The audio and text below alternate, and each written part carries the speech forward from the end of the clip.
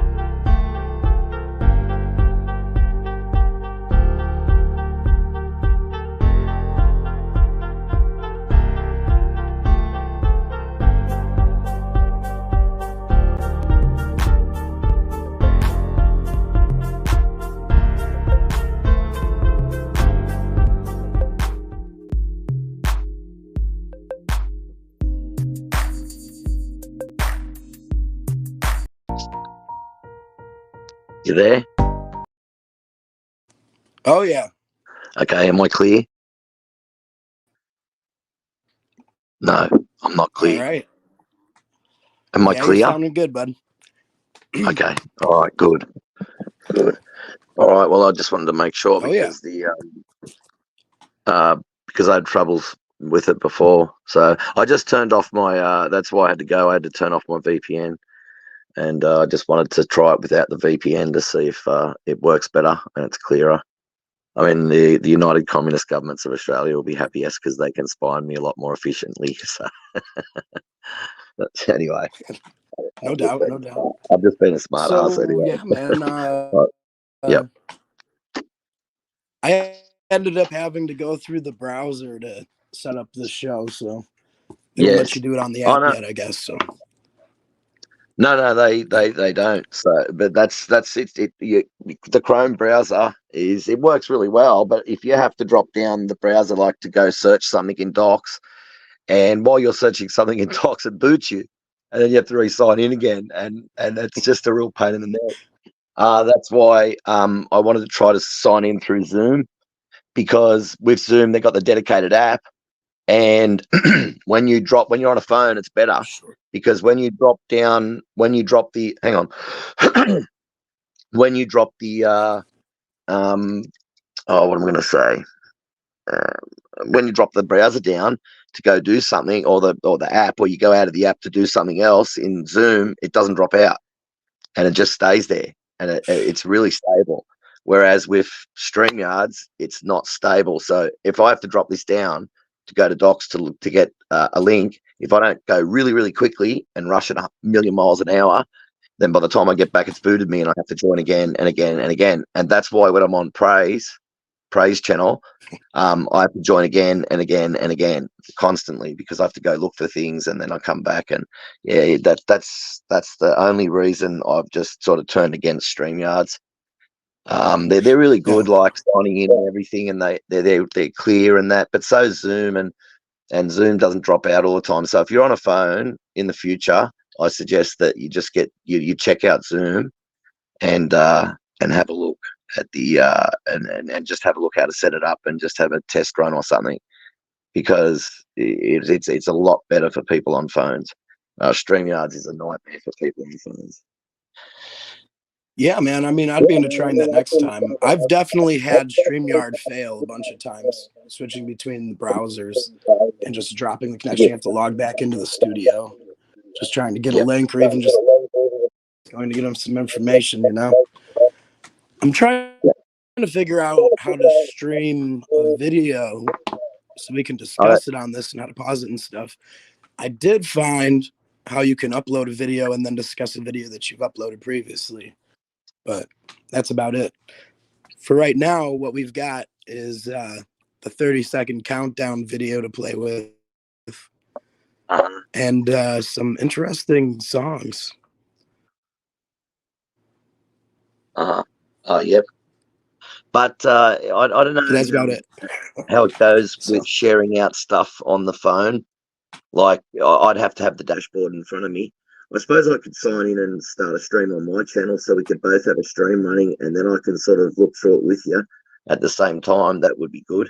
I might do that actually, and then and I have a stream going on my other phone, so on my channel, and then I can look at the dashboard. Well, maybe we should try it on Zoom, like you were saying, because I mean, I'm not seeing a way to stream a link here yet, but yeah, I can keep I wonder looking. if I don't know.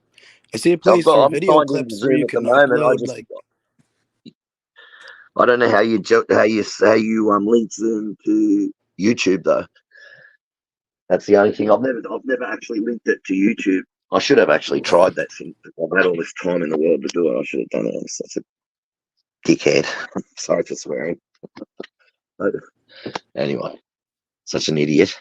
It's all right. Listen, it looks like you can preload this thing with videos. Like, I don't know how long the videos will be, but like short clips at least. I don't know. So I think I see how you would play like a clip in between sessions here. Like if you were doing, I don't know. Like there's the countdown at least. You can put up another countdown or some outro kind of deal. Yeah. And then you just click it and it'll play it automatically. So is my microphone being I'm looking on? for... No, you sound good, man, with your mic. Your mic sounds great. I don't know about mine. I'm just using the phone, so I'm just speaking through the phone on this. But Okay. Yeah, since you've been away for a little bit, I found some new information on the late Tolly Prince. You know. Oh yeah. Paleo Logos actually sent me some of the original literature on the late Tolly footprints because he has access to those sorts of things. You know how it's all pay-per-view now for any of the I know. peer-reviewed articles. So yeah. So I was able to compare the don't worry, the Russians will find a way around it. the Russians are so dirty on the Americans. I'm sure they'll find a way around it and they'll give us a hack link eventually. Anyway, go on. There's definitely sites that say it'll get you through any paywall, so I don't know. I'll probably look on there, but they say it, but they can't actually do it. They can't actually do it anymore. They used to be able to, but they can't actually do it anymore. But don't worry, the Russians are dirty on all the Americans and their scientific places, so they'll work out a way around it. I mean, I'm not saying it's a good thing, but like at least the little guy will get a chance at it. You know what I mean? It's always the big governments and corporations, stealing all this technology and copyrights and stuff like that. So we should get a chance. You know what I mean? The little guy, only fair. Sure. Oh man, it's good to finally touch base with you though, because I know I hadn't talked in a while. So I'm trying to figure out, just like looking at this right now, I see a comments place, but I can't seem to be able to write a comment unless I log into the YouTube video through the YouTube app. So that's interesting. Well, I gave up drinking exactly 7 days before Christmas. I didn't plan it this way. It just happened. I gave up drinking exactly 7 days to midnight on Sunday night. Like it's Monday was Christmas Day here on the 25th, and on Sunday night at 12 o'clock 1 week earlier, I'd given up drinking. That's the last drink I had. So exactly 7 days to the minute, virtually, sort of, or within probably half an hour or something. I gave up drinking on Christmas, and then on Christmas Day I got really depressed and upset, and I thought, I stuff it, I'm going to go get a drink. And I thought bottle shop was open till 10 o'clock, so I drove in there, and it closed early. So I didn't end up drinking. I was got a drink and I didn't, and then another time I was got a drink and I didn't end up, So and then now it's been, and now I just don't feel like drinking at all. I'm just so sick and tired of it. I'm getting more fit, I should say, and I'm enjoying being more fit and stronger, and just a bit healthier.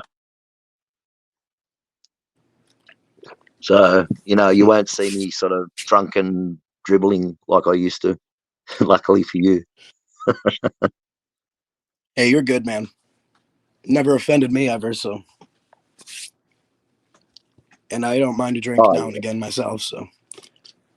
Oh yeah, but when you go live, it's probably better to be sober. I mean, I get yeah, I get it. But you're all right. You don't, when you have a drink, you don't get like angry and abusive. I get abusive sometimes, and it's not a good thing. So I'm better off sober. I don't get abusive when I'm sober, or sometimes, but not as much, hardly ever. I like people to attack me anyway. I revel in it. Like when people attack me and say all this, you're an idiot. I wish I could just have a channel that I could go to where atheists and Christians could just say whatever they want to each other and just rip into each other. You know what I mean? I miss that. And now you've just got snowflakes everywhere, and it's like everyone's censoring everyone for everything, and then they're all running around crying about big tech censorship, and I'm there trying to scream at everyone and say, please stop censoring, please. You know what I mean? Like, just like you're validating big tech censorship every time you conservatives censor. You know what? If we ever try to take big tech to court to try and sue them for their, violating our First Amendment rights, your First Amendment rights, not ours. We're Australian. We don't have them. Anyway, then it's like they're just going to turn around and say, well, isn't it funny? But our algorithms were pretty strict on censorship, and yet we had conservative channels censoring over and above the algorithms, and then they're trying to sue us for censorship. You know what I mean? That's going to be their argument in court. And it'd be hypocrisy, it's going to work. Yeah. And it's going to work. Yeah, it'd definitely be hypocrisy if you'd be trying to say that. Yeah. Yeah, I hate it when you get censored. I hate it when you get censored. On the other hand, I don't agree with you on everything, but I hate it when you get censored. I hate it, and I think that YouTube, everybody should. Well, I mean, YouTube, that's it's a globally owned company and globally owned platform. So they're not constricted. No, I hate it when you get censored by other Christians. When you get censored by other Christians. I hate it when you get censored by other Christians, is what I mean. That sort of thing. That annoys the hell out of me. Censorship is bad in the first place. I mean, if people are getting out of hand, then obviously they have to at least time them out or whatever. Because I mean, if you have a chat that's like mixed, it's got kids in the chat, maybe, who knows? Depending on where you're chatting, you know what I mean? Oh yeah, that's right. I mean, if you're on an adult only sort of thing, then that's fine. But I mean, kids can't really get in. Oh yeah, but you're talking about like 16-year-olds, and they're still kids, of course. I mean, and they can go on. Sure. Yeah. And I mean, sometimes atheists come on and they say some crazy crap, right? But mate, I had, I know, I've had that many death threats. I've had all sorts of things, and I just it's like water off a duck's back. I mean, even when I was a kid, You know what I mean? Like if someone had said that to me, I just would have attacked them. I don't know. It wouldn't have bothered me that much. I grew up in Piermont, near Darling Harbour, in Sydney, and just a 20-minute walk into the centre of Sydney, and that was pretty rough. and I learned, like got lots of. We used to have organised fights, right, for the 5-year-olds, bare fists for 5-year-olds. And all the drunks at the pub across the road would all come out at 5 o'clock every afternoon, and they'd all stand there. And all us 5-year-olds that had grievances, we'd sort it out. Like we'd have a punch up, and then whoever lost had to shake the other guy's hand. And I got a smack in the back of the head once because I didn't want to shake his hand, right? And you know what I mean. So like when you. And all the drunks would be across the road going, "Yay!" I'm betting on us and all that, betting we'd win and that. And yeah. and then I'd get taken for a ride by the dentist nurse. She'd take me to give me a ride in the dentist chair, and that whether I won or lost, because she liked me. I was a special one, so I got a ride in the chair every time. So I loved it. I loved going to the fights. So whether I won or lost, I didn't care. Yeah, I enjoyed those days. It was she wasn't there was nothing funny going on there. She was just a really lovely, decent person. Well, I'll tell you what, around here, like you used to be able to get into fights. Now you can't even fight anybody without worrying about getting charges. It's getting bad. Yeah. You used to be able to go outside the bar and finish up the talk, or whatever. Yeah. And now you do that, you're gonna have the state charging you, not even the guy that necessarily that you got in a fight with. Yeah, they charge you for like a fray or public disturbance or public mischief or something like that. Yeah, that's how they they do it now. See, I got into a fight at a nightclub in Port Macquarie, and it was between a bikie bouncer and myself, and anyway, the police turned up and they broke us up. And after they broke us up, I ran at him and punched him in the face while the police were there. And then the police, he was really cool about it. I really liked this guy in the end. We became friends. And anyway, well, I liked him anyway. Whether we were friends or not, I liked him.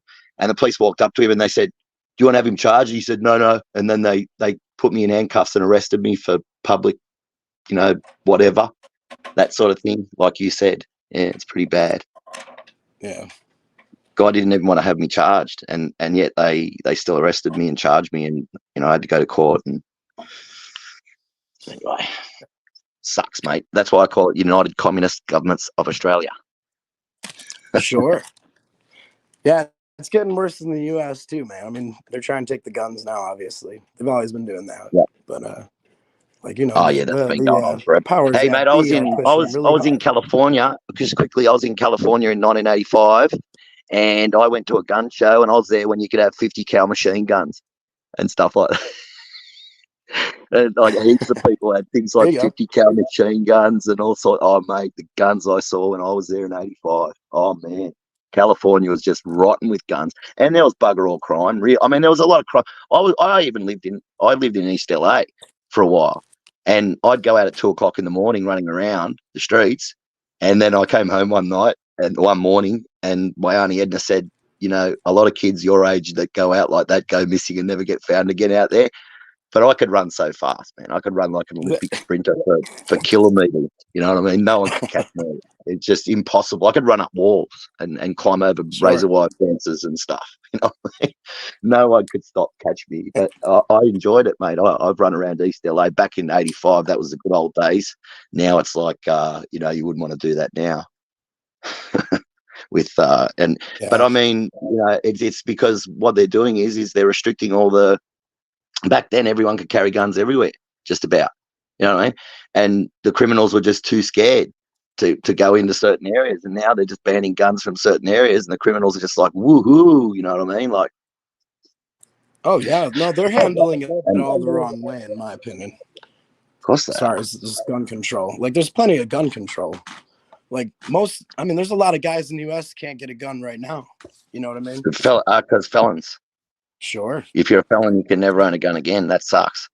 I mean, I know people that have done armed robbery and have got records for guns and drugs and armed robbery and all sorts of stuff. And because they've been good for like 30 years, they can now get their gun license. And There in you go. America, you Well, wouldn't be able to. that's pretty good. I mean, That's if you get actually, a that's lawyer, fairer. you might be able to get that overturned, and be able to get your gun rights back. But I know that Oh, any okay. felony in the U.S. right now, at least in the state of New York, if you get any felony, even non-violent felony, Yep. no gun or anything on you, like you can't own a gun again. So You can't even own a hunting rifle or anything, huh? yeah, That's a it's pretty. violation of the Second It's Amendment. That's an so. outright violation of the Second. So my There's point nothing. is, they're restricted anyway. So Yeah, it's like to say restricting it more is going to help the situation. it's made it worse. That's It's just made the craziness. criminals more bold. I've watched it. I've seen it. Like, I mean, I remember back in '85. If you like, my friend went over to the States and he used to get an illegal gun, right? And if he got busted with that illegal gun back then, they'd just take it off him and not even charge him or anything, or fine, just a fine or something, like a couple of $100 fine, and then they just take the gun and just leave him and Sure. go. You know what I mean? Like now, oh man, now you'd be doing 10 Time years in the prison. Fed. Yeah. Get time in the Fed and stuff. Yeah, it's crazy. I mean, any Yeah, excuse. I mean, like for them. I mean, like if you look at the prison system in the United States, or even probably in most countries, Yep. they've turned it into a business. That much is clear. Yeah. So you have in the United States, how it works is you have the state prisons.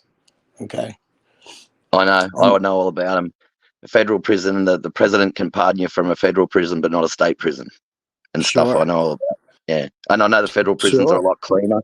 They're a lot cleaner and they're a lot safer than the state prisons. The state prisons are just absolute nightmares from the hell. governor, the governor, they have the power over the state. So they can release you from the state prison, but they can't touch the Fed.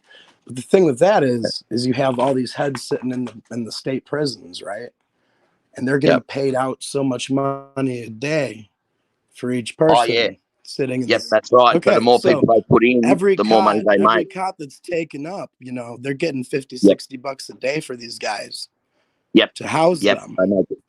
Yep. So, and then if they don't have their beds filled, wait a minute. If they don't have their quickly, beds filled, it's like a hotel, man. I just want to add something to you. I want to add something to that. Sure. Because they've got so many, like tens of thousands of prisoners, they can buy all the food and everything in bulk. So they get the food incredibly cheap. So that's $65 a day. It might only cost $5 a day or $10 a day or $20 a day to look after them. So they're making like $40. They're probably making $40 to $50 a day off each prisoner. And that's a big incentive to send people to prison, and that could create corruption where the people running the prisons are making the money, pay judges to send more people to prison. Mm-hmm. Put more people in prison. Yeah. So the idea is, and the more prisons you build in your state. Oh, you're coming through kind of muffled there. Can you hear me still? Yeah, I can hear you clear as. Oh, I hear you clear again. What'd you just say, man?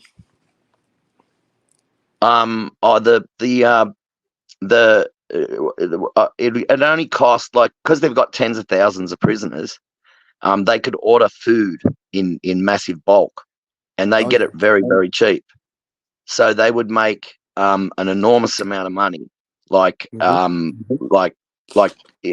might only cost $20 a day to look after the prisoners, and they're getting $65 a day. So they make $45 a day out of each prisoner, or $30 a day, or even if they made $10 a day or $15, that's still a lot of money.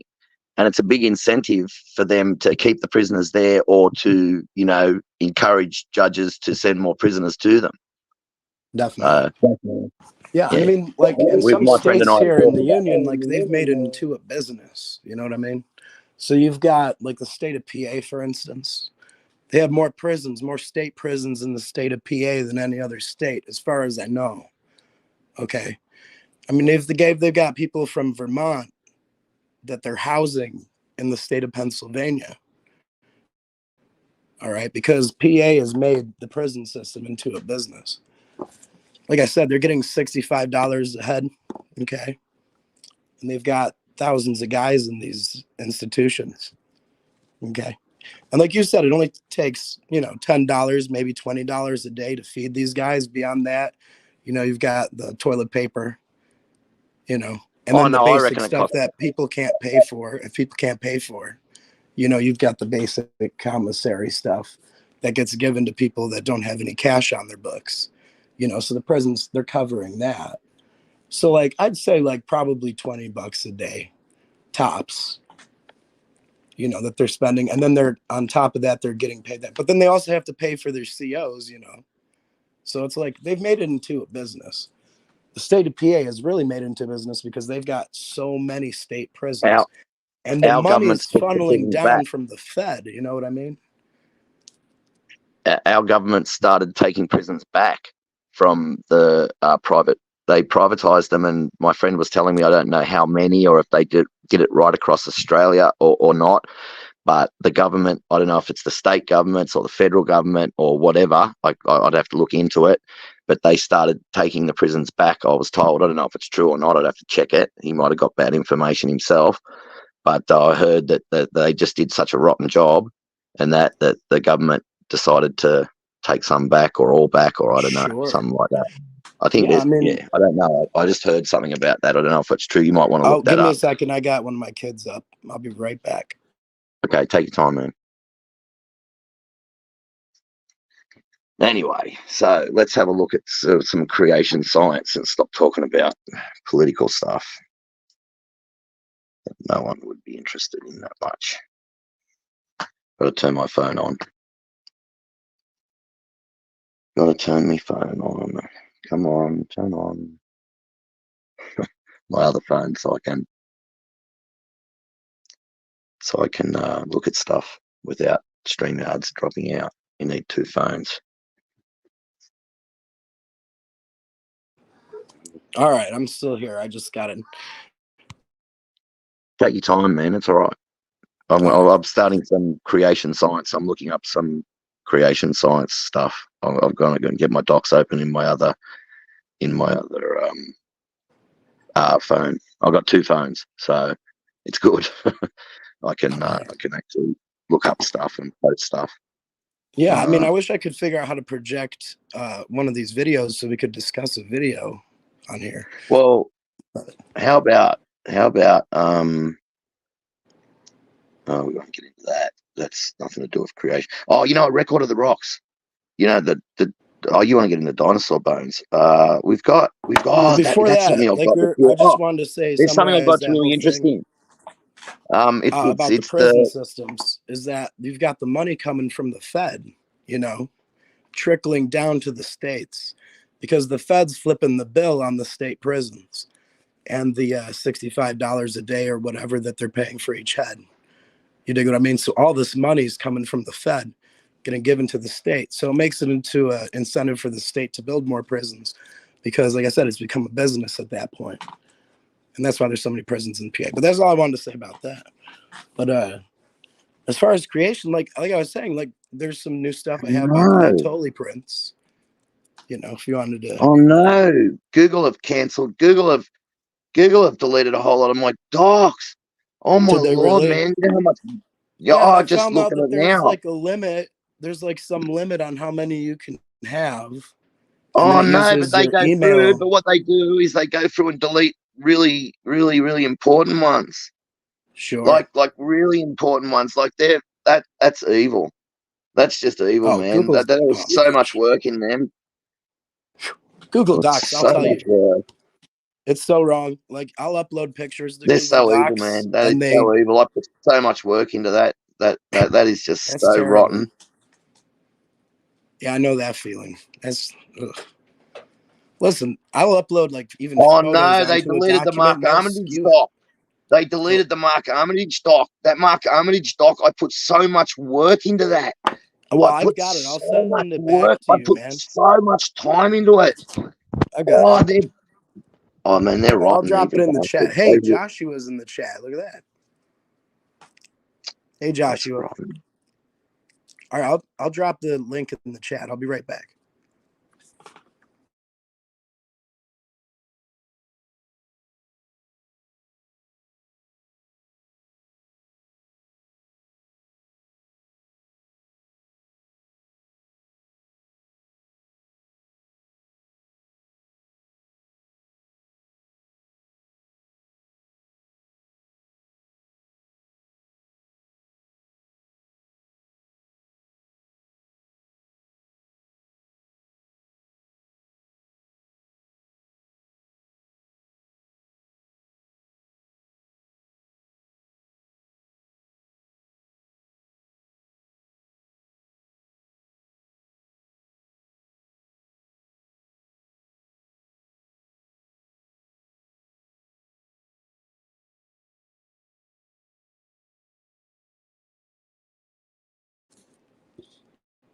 All right, I dropped that in the chat. There's I don't know, man. I'm so heartbroken, mate. There was so much work in there. You got no idea, man, how much work I put into that doc. I put in so much time. Like, you sent it to really. me. Yeah, you sent it to me, and I saved it. Have you got a copy of it? Yeah, and I just dropped the link to the copy I have into the chat. So you go there, it'll download it again. Thanks. It should be unchanged. Thank you. So thank you. I don't care if it's been changed as long as I get most of it back. It wouldn't bother me. Oh yeah, it should be all together. Oh, and I've still got the Lucy document we threw together or co-authored. You know. I'll have a look at that in a minute and see if they've deleted that as well. It seems like they're deliberately going through and deleting the most damaging docs to evolution and leaving all the most tamest ones. It's could be a coincidence. Who knows? Yeah, but I mean, for me, doubt it, though. When I've been putting together these evolution documents on evolution and I've creation, seen them deleted in front of my I'll eyes. upload a picture, and the picture's just completely skewed. Like the Google Docs administrators or whatever resize it, and I'll upload it, and it'll be 1200 by 700 pixels or whatever, and then it'll be 300 when it finally gets uploaded. And then when you go to 1200 by 700 the browser, if you look at it through the browser and not the app, looks even worse. So I could probably just drop it. It won't even let me. Chat. Hey, it won't even let me open it in the docs. Wow. Oh, they're rotten bastards. Anyway, I know it's asking it now. No, it is. It's opening in the docs now. Thanks, man. Let me see. Thanks for that. I'm gonna try and thank you for that. Access it right now. Yeah. Oh no, they've I'm trying to deleted open it. Hang on. Oh no, they haven't. No, they haven't. I thought they. No, it's okay. I got it. I thought they deleted They didn't delete it. I thought they deleted the photos, but they haven't. No, they're all there. Did that make some? Thanks for that. Come up on the screen at all when I went over? Oh yeah. I wasn't watching. Thank you. I mean, that's got the what is Mark Armitage? What they've got the Jurassic Ark right over in Australia. The Jurassic Ark Museum. Yeah, I don't know. I've never been to anything like that. So that's the one with the Triceratops horn. They had the live tissue or the organic tissue in it still, I believe.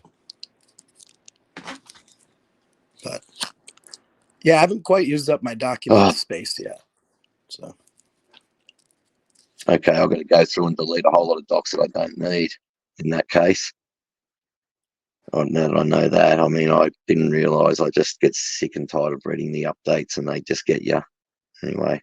Well, I heard that you only get so much space in your Google Mail and in your Google Docs, and it's like the same shared space or shared storage or something.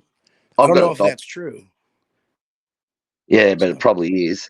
Oh, they're just deleting docs. I've seen them delete docs. I've actually been there, and I've been in. I've got a backup in Samsung Notes, right? And then and also I've got it in docs.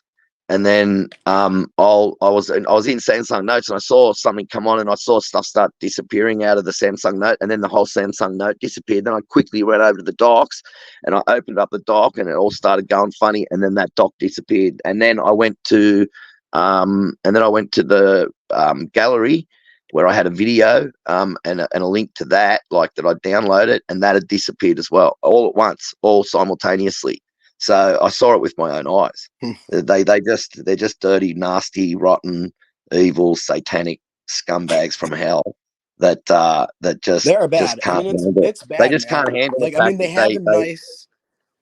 It's like docs. No, they can't handle it. Nice. It's just they lose your material, and then I've uploaded photos, and like I said, they changed the resolution to where you can't even read text in a photo.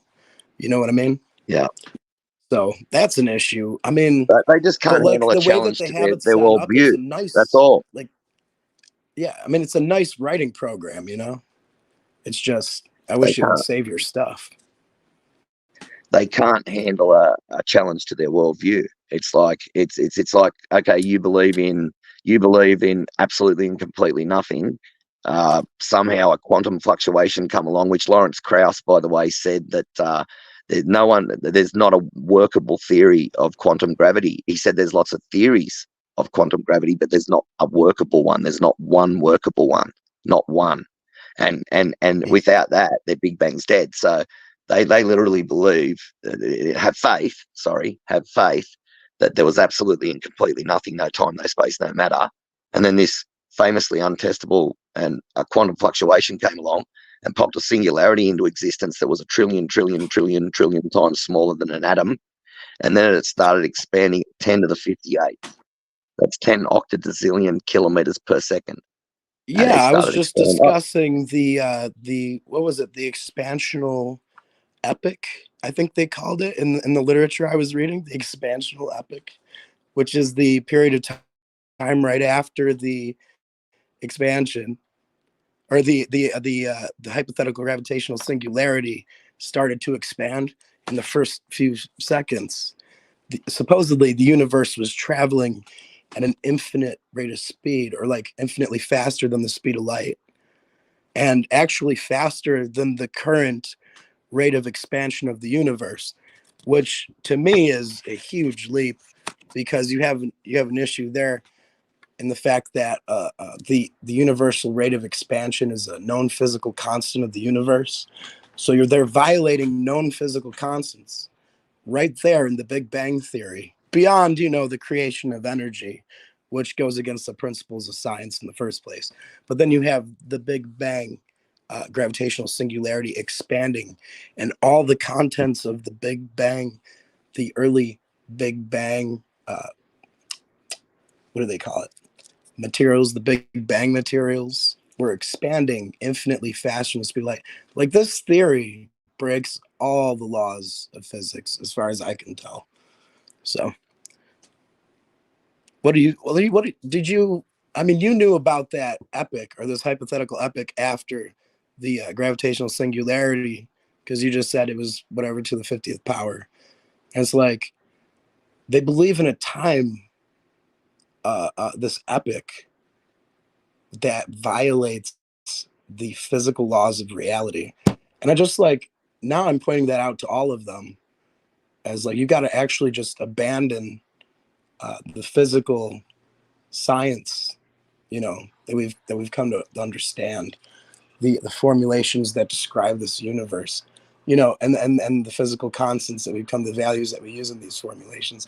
You're going to go and ignore these and say things can just change, and but that's my spiel tonight. So, and the Lake Tully footprints, we need to get into that a little bit, because, like I said, there's some new information there. Did I lose you, or are you reading your document? I've got something here that I wrote, and so it can't be copyrighted. All right. Hang on, let me see. I've got something here that hang on. Oh, you rotten thing. No, not you. This. Well, I'll tell you what, man, if we could project, like, even one of the Imgur articles that I have, or one of the Imgur galleries about the Lake Tully footprints, that'd be a plus, because then we could discuss them. Well, oh yeah, what about the record of the rocks? I mean, that doc that I've got with all the dinosaur footprints in that and human footprints in that. I mean, he goes into so much detail, Don Patton, in that. Like, he really digs deep, and it's really, really, really, like, if we could combine that with the Laetoli footprints after we talk about the Laetoli footprints, Sure. we could talk about that. Sure. The footprints from Texas there, from what was that place called? Greenville or something. But yeah, there's those footprints in Texas that I've heard of that were found with dinosaur footprints. Human footprints 18 inches from dinosaur footprints in the same layer. No. Yeah, look, what happened was, is they found these footprints going up to a rock ledge, and this rock ledge had 50 ton of rock on it. It had never been moved ever in all time. Like, it had been there since, you know, the beginning, or when Noah's flood happened, or whenever. It had been there for a long time. And he said, what if these footprints continued on underneath the rock, and what would that say about them being carved? He said that'd pretty much rip it, wouldn't it? And he said, we got a big backhoe in there and we lifted it up and we removed 50 ton of rock or something like that. And sure enough, underneath the rock, the footprints continued with the dinosaur footprints another 8 steps. So Yeah. so and he also shows very clearly that it's got, you know, big toe, little toe. There's some footprints that are just so clear if you look at them. And there was one something. The guy's second name was Kubrick. He went down there. He came down and had a look at the footprints, and he was really upset about it, and he left. And then Don Patton went away, and then he got a phone call from somebody saying that Kubrick is down there with an iron bar destroying the footprints. So he was obviously very impressed with them, right? So he realized that they would destroy evolution. So he was down there with an iron bar destroying them. And he said the footprints you see later on when they take photos, he said they degrade very quickly. I mean, I know this carbonic acid gets into them and stuff like that, and it breaks them up and it starts to degrade them. But when Don Patton was there, he uncovered ones that were like he just got photos immediately, and he's got high definition photos, and he's got all the evidence he needs. It doesn't matter if the footprints aren't there anymore or anything. He doesn't need them. And the fact is, when you go through that doc, you can see that the footprints are human footprints, and you can see a human has stepped inside of a dinosaur footprint, and you can literally see the toes in it. And then when they show it, they try to show that it's a dinosaur footprint that had eroded away the front part of it and all that. So what he did is they got this footprint, and they said, oh well, that had to be carved, right? So he said, I'm glad you said that, because then he cross-sectioned across the footprint. Like, they cut the footprint out of the rock, and they had the footprint, so they cross-sectioned it with a really sharp water saw, and they've gone through it, a real fine saw, and they found that underneath the ball of the foot, it had like these pressure marks in the mud, and that proved that it had to be that was the original laid down when, you know, way back when, right? So it proved it. So then this atheist professor, he turned around and said, oh well, the toes must have been carved on then. And he said, oh well, I'm glad you asked that, because we sectioned across the toes as well. And he shows a picture of the toes, and you can see this displaced material down under the mud where the toes are. So it proves the toes were laid down at exactly the same time as well. So he's like, and then the professor just got up in a huff and left. You know what I mean? I've seen that cross section. I've actually seen a photo of that cross section, so I know exactly what you're talking about. It's in my doc. Do you have? Can you drop the doc into the chat for the people that are watching, so they can check it out as well? I know that one of the funniest explanations for these human footprints with dinosaur footprints that I've heard out of the evolutionists, I mean, they're just so tied into their religion of human evolution, and when everything was supposed to be alive, and that humans definitely didn't live with dinosaurs, that when they see these human footprints and they realize that they are actually with dinosaur footprints, the only explanation that comes to their mind could be that there must have been some dinosaurs that had human-like feet. And that one kind of is beyond me, because, I mean, human feet are what he particular. said was, what the professor said was, he marched around, he was really upset, and he was marching back and forwards, and he had a real upset look on his face. I'm about to post this in the live chat. I just have to wait a sec. Anyway, so they were marching back and forwards, and he's really upset about it. Oh, what was it again? I've just had a Joe Biden moment. I'm too busy trying to do two different things at once. You're all right. You're all right. Hang on a sec. What were you just saying again? Just boost my memory. I was saying the best explanation that one of the funniest things. Oh, that's right. That's right. The dinosaur footprints. That's right. And he said, "No, that's right. I got it. I got it. I remember. I remember. I got it." He said, "I've got it." He walked up to Don Patton with a real serious look on his face, and he said, "Oh no, it was a professor in the university or something said this in front of students, and they said, I know there was dinosaurs back then with human feet." And he said, I kind of snickered. And then I said, well, wouldn't it be just as plausible to say there was dinosaurs back there with human feet? And everybody in the audience laughed. That's right. It was in the thing. The professor. That's right. Anyway, everyone can read this for themselves. I'm just about to post it. Hang on. Okay, here it is. I got it. There it is. It's in the chat now. Hey, I apologize for my cold if I cough in your ear and stuff tonight. That's on me, but I don't care. Doesn't bother me. So you have these human footprints being found with dinosaur footprints in Texas, too. So you know, like, and here you have it in the United States, which was, I don't want to say untouched, I mean, it's not untouched, but like as far as the UK, a lot of the areas by the shores and even the rivers have been pretty hard downtrodden on by a lot of new travelers and stuff that come through. And, there's not a lot of stuff left over as far as footprints. I'll be right back. Yeah, no problems, man. Hey, I've got something that I wanted to read anyway. It just won't let me copy it. It's just, I don't know, very annoying. Let me find this thing again. I gotta take care of my kid. He just woke up, so I'll be back that's in right. like You go. 5 minutes if you want to kill time. That's If fine. not, you can scoot. I'll read something. I'll read something. I'll be right back. All right. It's okay. Complexity of a single yeast cell, interactomes. This is the non-covalent interactions that function within a cell. Nobody knows how a cell emerges from its massive combinatorial complexity of its molecular components. And of course, nobody has ever synthetically mimicked it. An interactome is a whole set of molecular interactions within a particular cell. If one merely considers the protein-to-protein interactions within just one yeast cell, it is estimated to be 10 to the 79 billionth interactions. That's 10 with 79 billion zeros after it within just one yeast cell.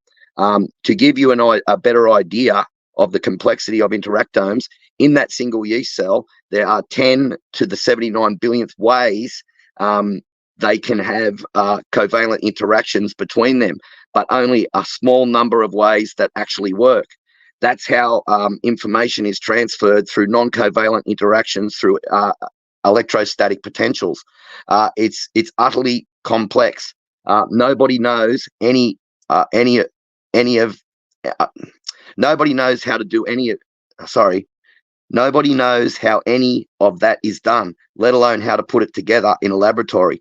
Can you imagine forming a prebiotic, forming a cell via prebiotic conditions under a rock somewhere on a prebiology Earth via pure chemistry? They can't do this in a laboratory with the world's best minds, with tens of thousands of pages of notes to refer back to when something goes wrong. So how does a mindless process like a natural prebiotic Earth, with zero intelligence and no notes to refer back to, do this under a rock somewhere using simple organic and inorganic compounds such as NH3, ammonia, CH4, methane, O2, molecular oxygen, CO2, carbon dioxide, H2S, hydrogen sulfide, sulfate, water, formaldehyde, carbonate, formate, cyanide, and possibly hydroxide, etc. Then form these chemicals outside in nature into the molecules that form a cell, and then form the cell in pools that often, but not always, need to be protected from ultraviolet radiation. So under a rock in a muddy puddle, and don't forget to go down to the deep ocean hydrothermal vents to get some of these other molecules. You will need also you'll need also remembering lots of biological molecules, if they could form under those conditions, only last a short time before they fall apart or decay or dissolve as water is the universal solvent. Nature needs to get these complex chemicals and form the molecules into a cell that way by itself, with absolutely zero intelligent input. I'm sure that's going to happen. I mean, anyway, I hope I didn't break up when I read that. I really do. I hope people heard that. that it's like, come on, man. Like, how are you going to put together? Oh, There's something else I know. They've discovered 40,000 lipids, right? They say that a proto bubble is just like a soap bubble, right? That's literally a proto cell. That's their proto cell, a soap bubble. There's 40,000, and that's a lipid, right? That's got lipids in it. There's 40,000 different lipids in the cell wall alone, and that's only the ones they've discovered. And the carbohydrate layer wall is so complex that this blew my mind. There's like hundreds. There's way more than what's in like hundreds of thousands of carbohydrates, sort of thing. So it's even more complex than DNA. And you got this, and then you got this lipid layer with 40,000 different lipids in it. You got this carbohydrate layer that's more complex than DNA, with hundreds of thousands of carbohydrates in it. And then you've got these proteins going through both of them to let energy in and waste out, so the cell doesn't die. I mean, it's just, and then they've got these machines inside the cell that literally just, as they go, they build highways, these glass tubule highways. And as they go, they build them and then deconstruct them at the same time, because if they kept building them and they kept going all over the place and they didn't deconstruct them, then the cell would become brittle and break. I mean, it is just, there's so much complexity. I mean, you got 10 to the 79 billion. And this is what people don't understand, right? So then you've got to go to give you an idea how big a bigger number, like 10 to the 79 10 with 79 billion zeros after it is. There is now estimated to be 10 to the 90th particles, atoms and subatomic particles in the known universe, and that cell interaction is 1 with 79 billion zeros after it, or 10 to the 79 billionth. That's a big number. People don't understand numbers. Let me put it in a way people can understand. 1 million seconds is 11 days. 1 billion seconds is 32 years. 1 trillion seconds is 32,000 years. See the difference when you go up 3 orders of magnitude. You go 10 to the 6th, the 10 to the 9th, the 10 to the 12th. Also, there has been only 10 to the 16th seconds in 13.7 billion years. There has only been 10 to the 139th total number of events in 13.7 billion years.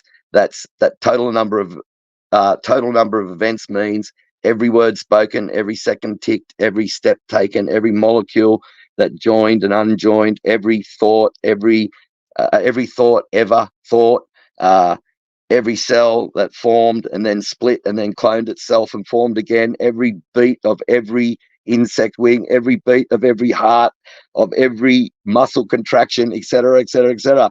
Oh, and just for fun, 6 times 10 to the 23rd sheets of A4 paper stacked end to end would reach to the sun and back 400 million times. Or there is 6 times 10 to the 23rd molecules in 180 ml sip of water. I mean, and then you got a number, and then you got that huge number, 10 to the 79 billionth. And these are only talking about 10 to the 23rd. 6 times 10 to the 23rd, which is like only what is that? That's 6 times. So if you come to a country that uses the shout count method, blah blah blah. It's 6 septillion, I think. 6 septillion. So I mean, 6 septillion is nothing compared to 70. That's only got like what, 20, what is it? 20, hang on. 2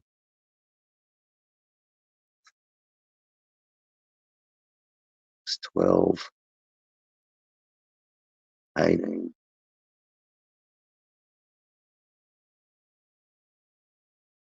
24 zeros. 24 zeros after it. And it's just, I mean, there's only been 10 to the 16th seconds. There's only 10 with 16 zeros after it since in 13.7 billion years. That's how many seconds in 13.7 billion years is 10 to the 16th. Just 10 with 16 zeros after it, say. And then you got 79 to the billionth, to the 79 billionth. That's 79 billion zeros after interactions within one yeast cell. And a yeast cell is considered to be simple. Yeah, they have a religion. They can believe that could form on a prebiotic earth by itself under rocks, and that could evolve, and all that could come together, and it has to be all working. Almost all of that has to be working all at once. It can't be just Like he said, there's 10 to the 79 billion interactions, but there's only a small number of ways that they'll work. I mean, a large number of interactions, but only a small number of ways they'll work. So to get that just increases the odds even more. I mean, if there was heaps of different ways that it could work, then it it it would help them a lot, but it doesn't. It's just I cannot believe how stupid that they are. They walk around and call us God botherers. It's hilarious. I think it's the most funniest thing to watch all these atheists try to claim that they know that they believe in real science and we're pseudoscientists when they believe in just the most absolute rubbish.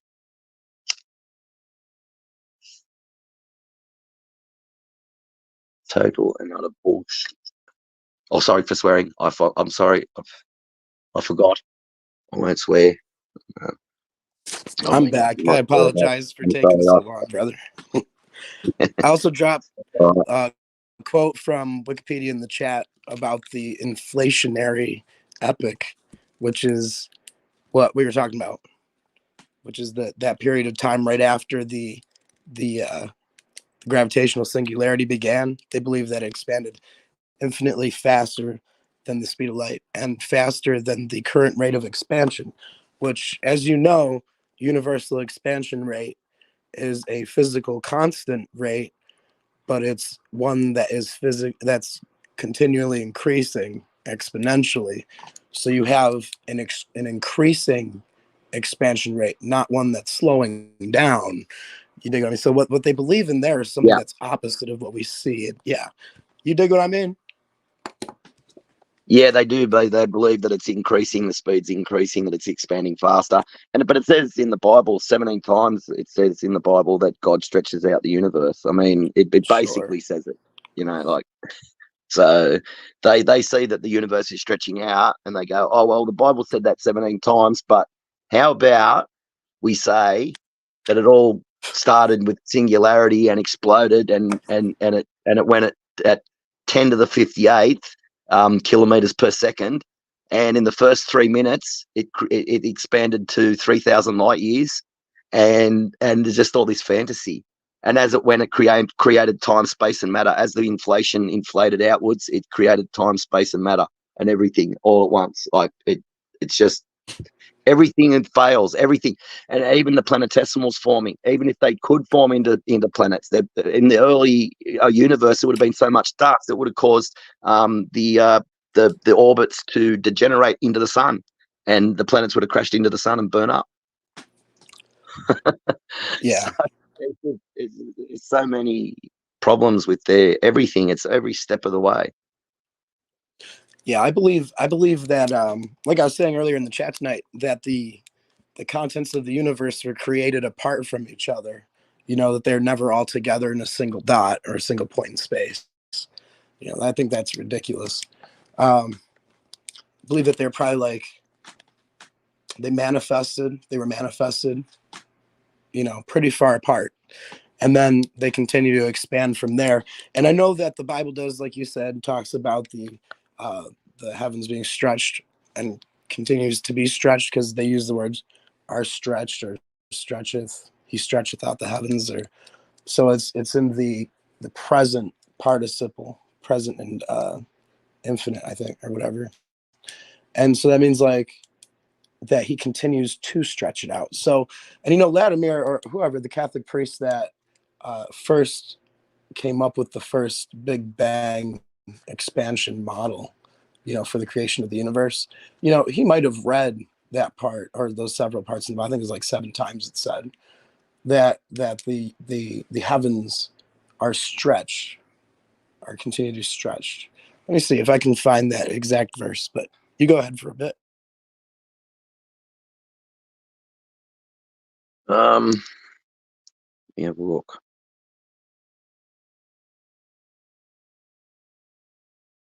Well, I could read. Hang on, Professor. Let me see if I can find it.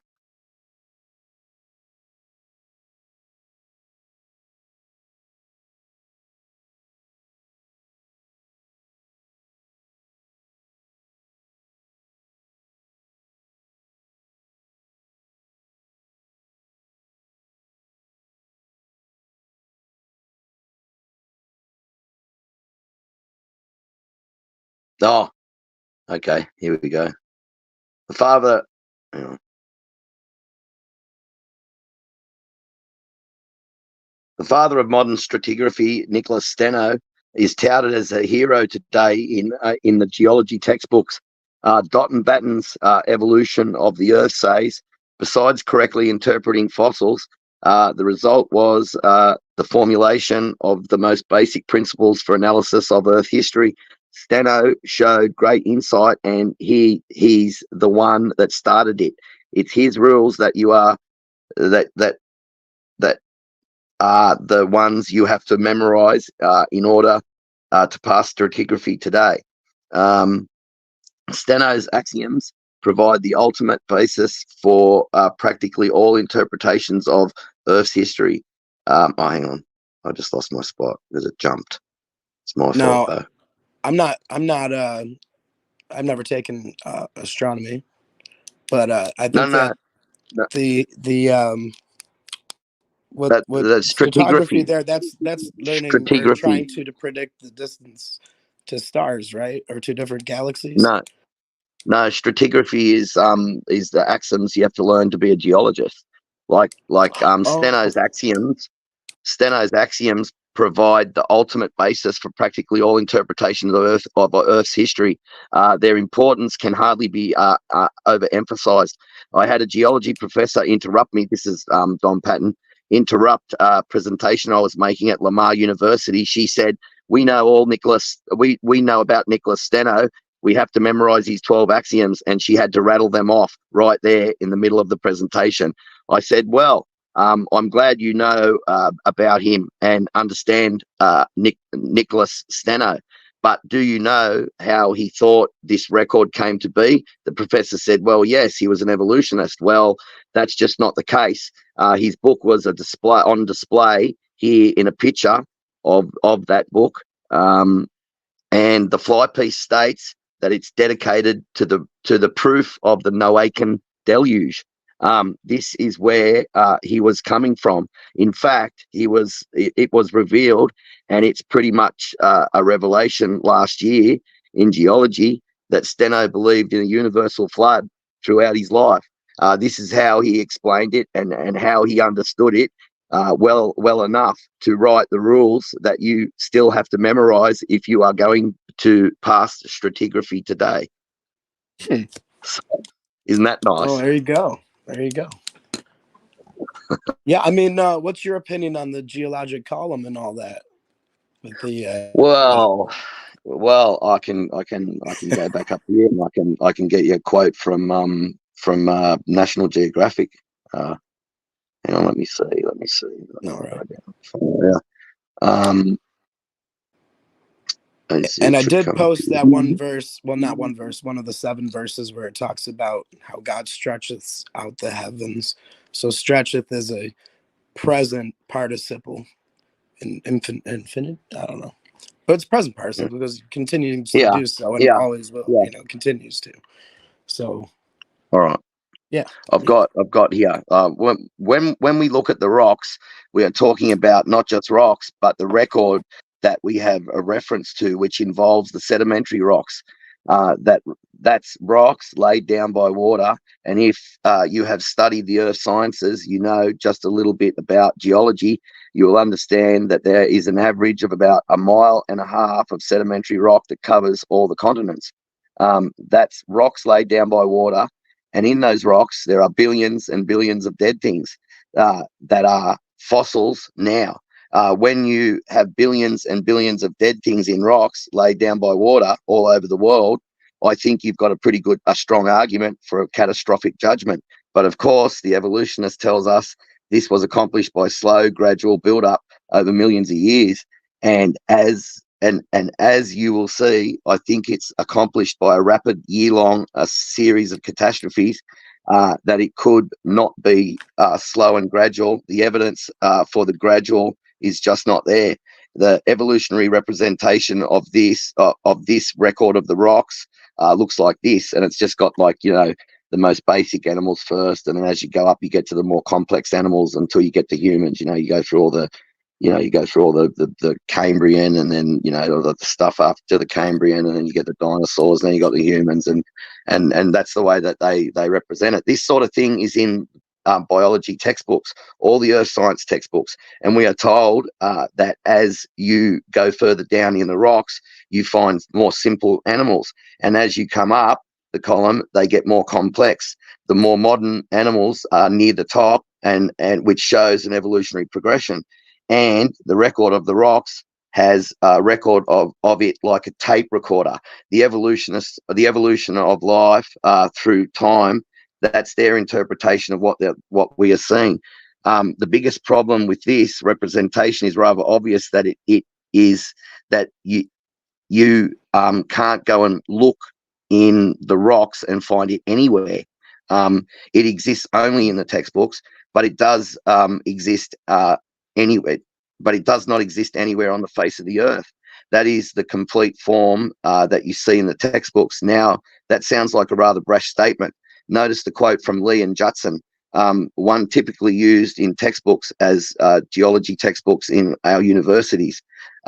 This is their quote: "Because we cannot find sedimentary rock representation of Earth time neatly in one convenient area," this is the evolutionist, mind you, we must piece together the rock sequence from locality to locality. This process of tying one rock sequence in one place to another in another place is known as correlation.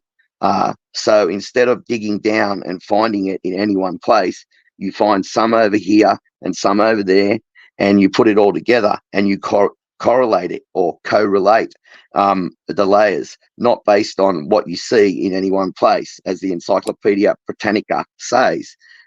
This is Encyclopedia Britannica.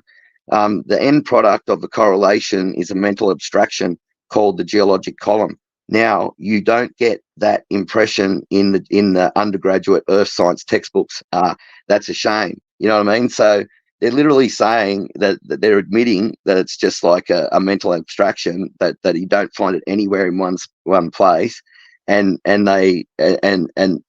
they, if you talk to any evolutionist, they'll be absolutely certain, and they'll point to the Grand Canyon, and they'll point to this, they'll point to that, until you start to point out the problems with it, like missing time and the mega sequences of mud that go right across from continent to continent, and then it just like, I'm just going to cut a long story short, it just blows them out of the water. And that's in that doc that I posted, the one with the record of the rocks.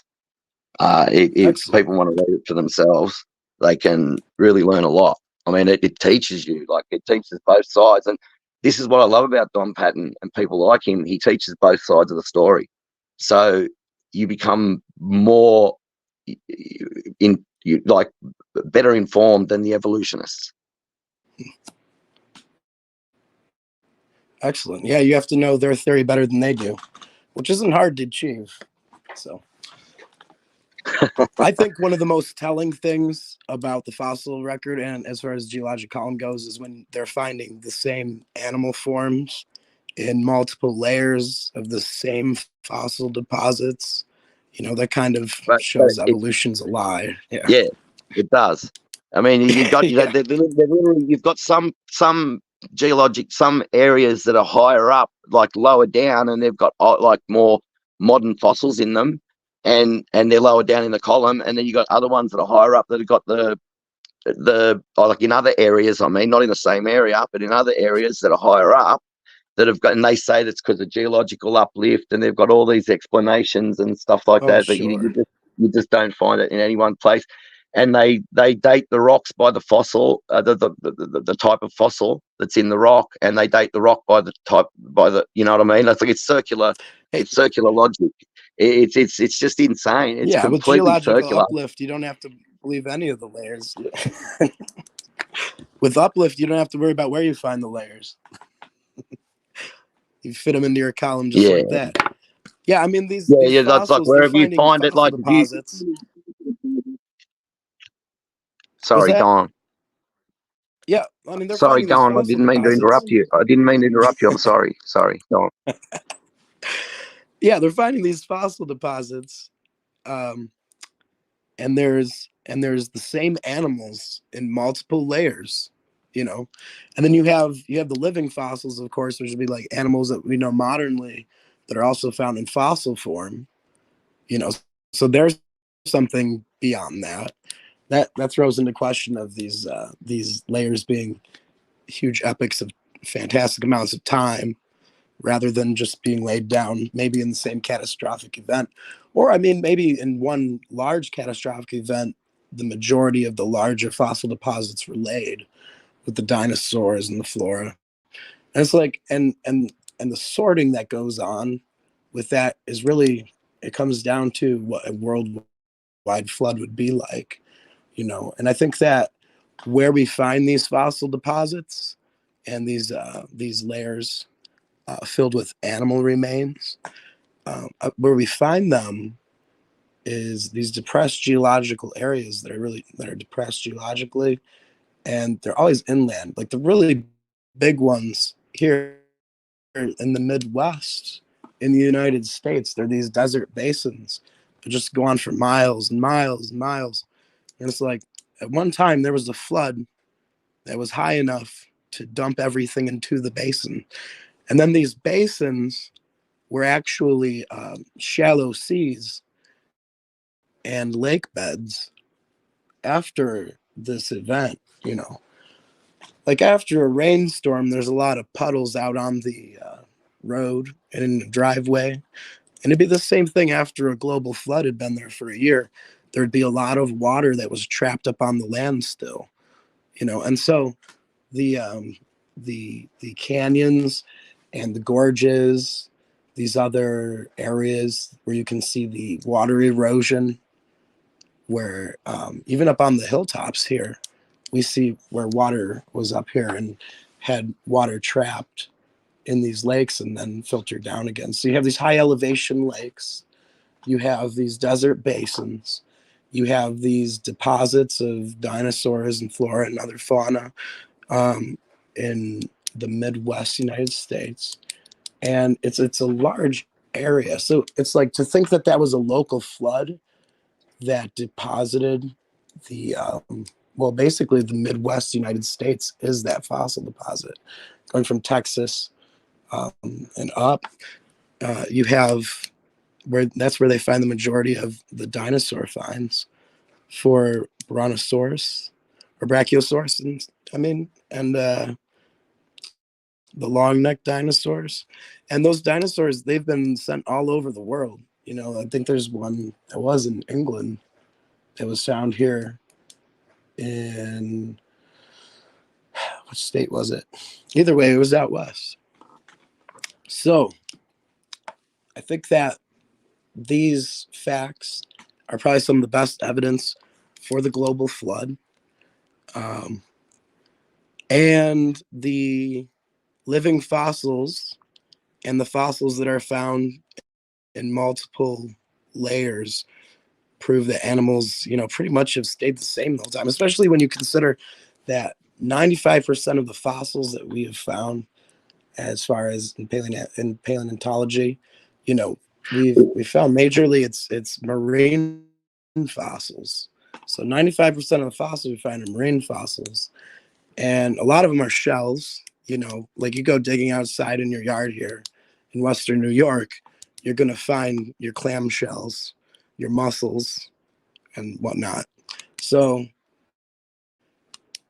these marine animals are preserved very easily, especially these shelled animals, because the worms don't really degrade them, so the shell is left, and they fossilize really well. That's why there's so many shells, you know. And another reason is they're also at the deepest part of these shallow seas that might have been on land pre-flood.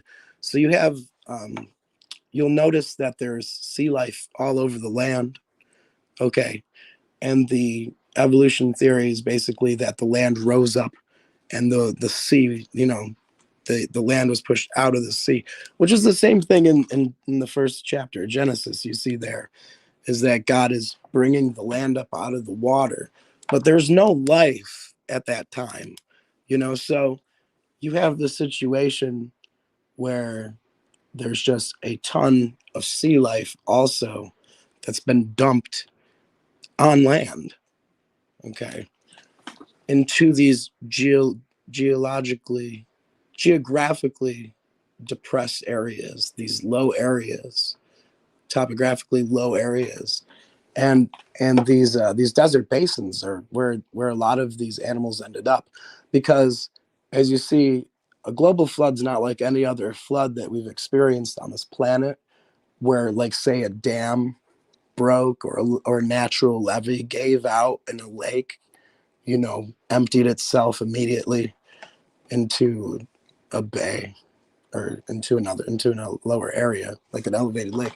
So it's not a localized flood. You have a situation where the sea level itself rose up and continued to rise up until it swallowed up the land, chasing the flora and fauna that could move.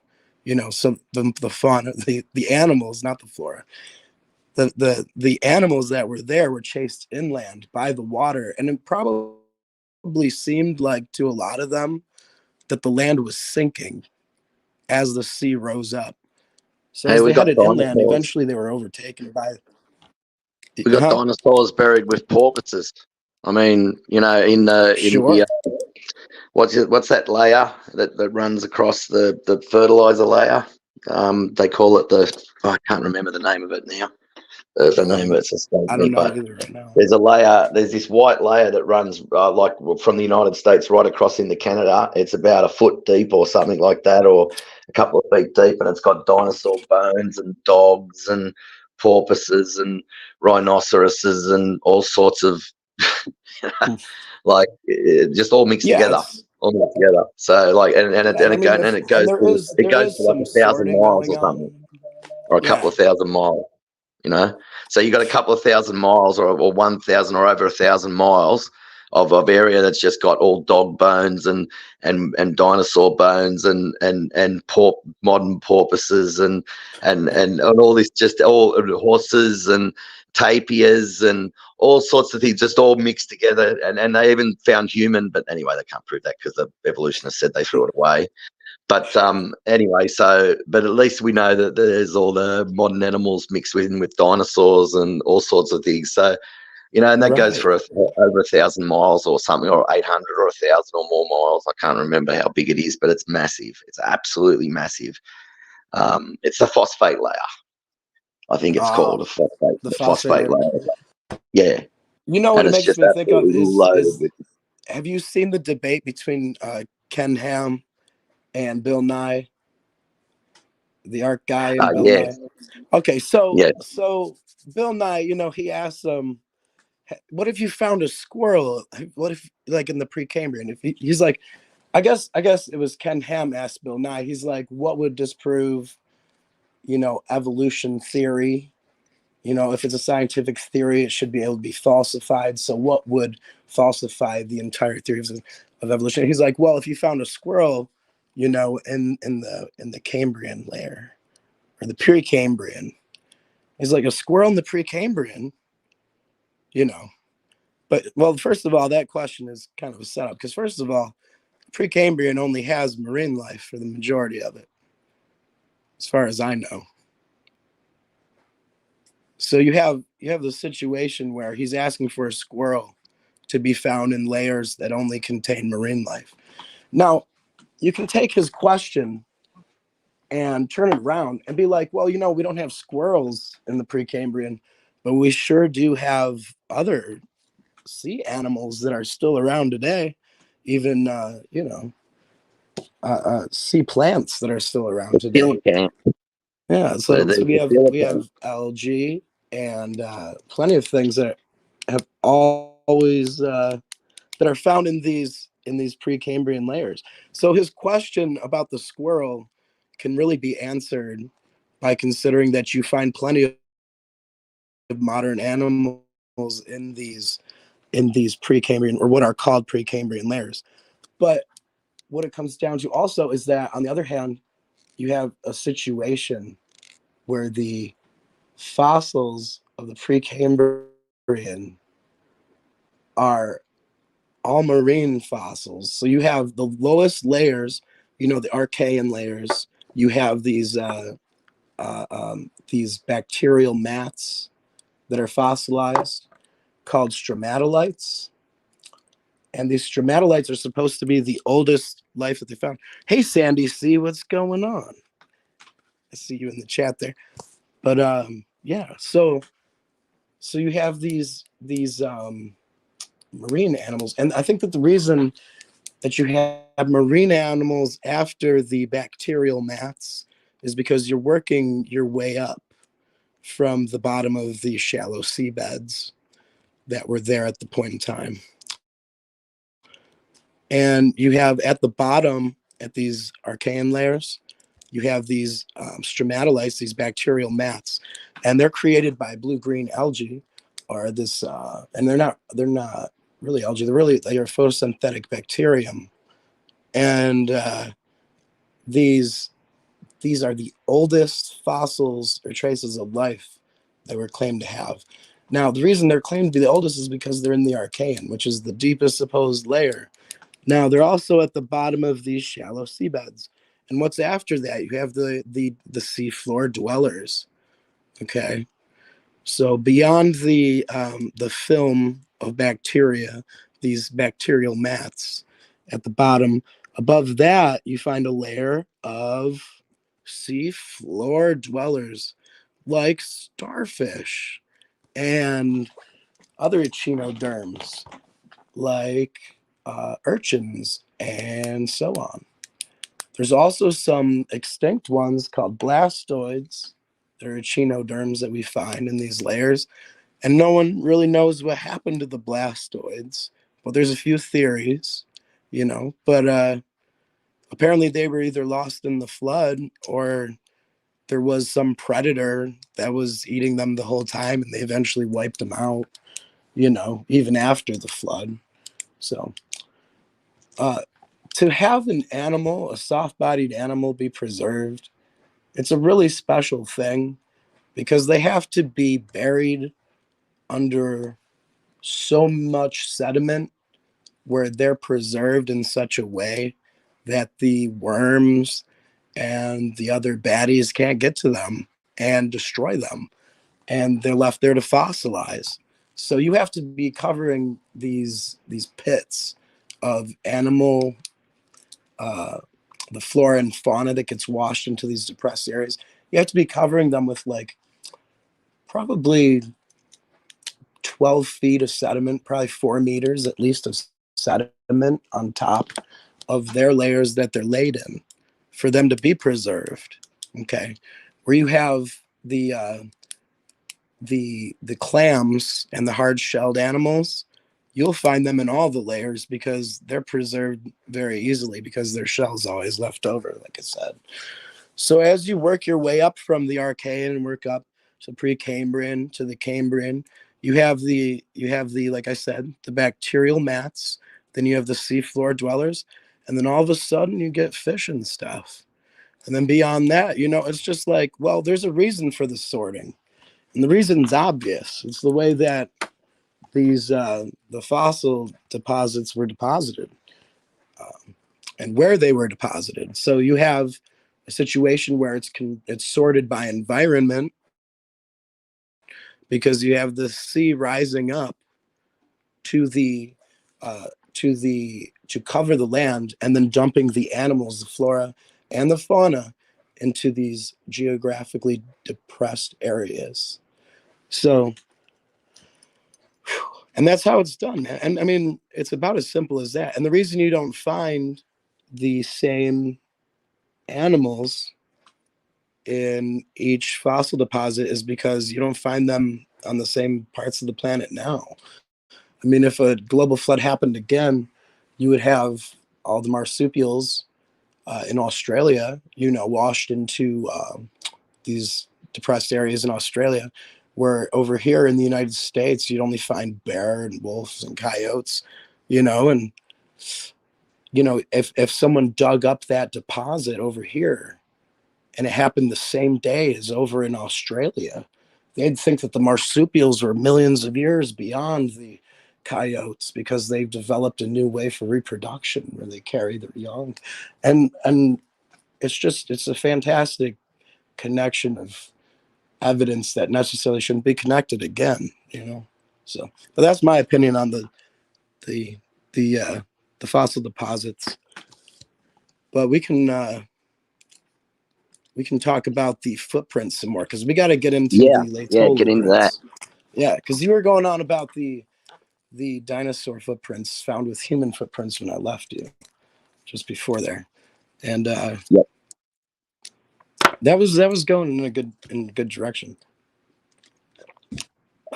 Well, yeah, You you got the go. You tell us about the Laetoli footprints, because yeah. that's something that's one of Gutsy Gibbons' all-time favorite things to disagree on.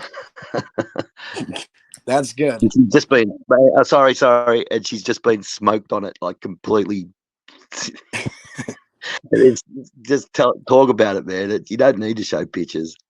You know what? I'm gonna quickly drop a picture into the chat of some of the original literature surrounding the Laetoli footprints. If you give me just a second, I'll be right back. Okay. All right. Let me have a look.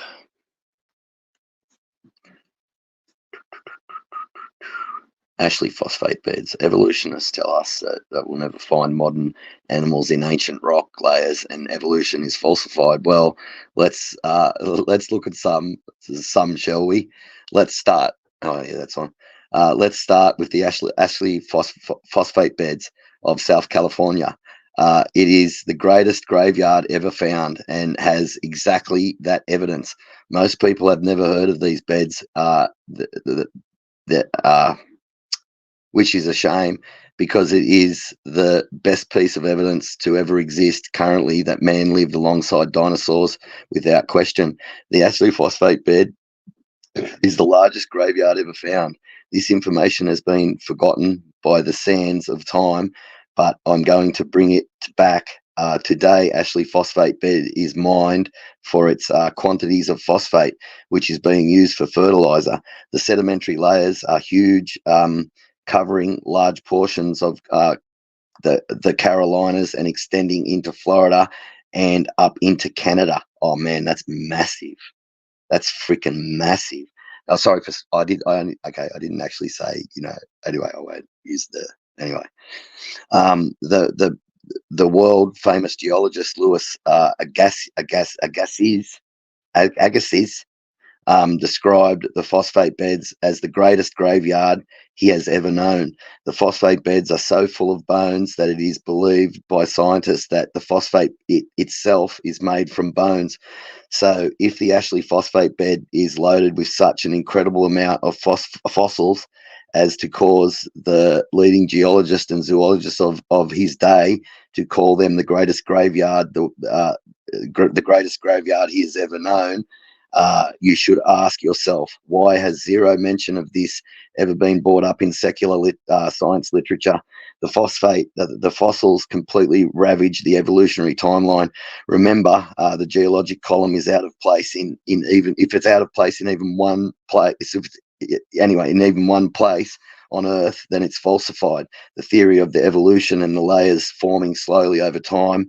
Well, when you look at what was found in that 18-inch layer, so it's 18-inch thick, you will see why it was suppressed. In it was found fossils of whales, porpoises, fish, modern sharks, megalodon sharks, toads, crocodiles, alligators, turtles, rabbits, monkeys, horses, camels, elephants, mammoths, mastodons, ichthyosaurs, rhinoceros, giant sloth, muskrats, deer, pigs, dogs, hadrosaur dinosaurs, iguanodon dinosaurs, plesiosaurs, the human bones and teeth, it's a long story to get into, human bones and teeth as well. But the other ones about the dinosaur bones, that's 100% fact. That's factual.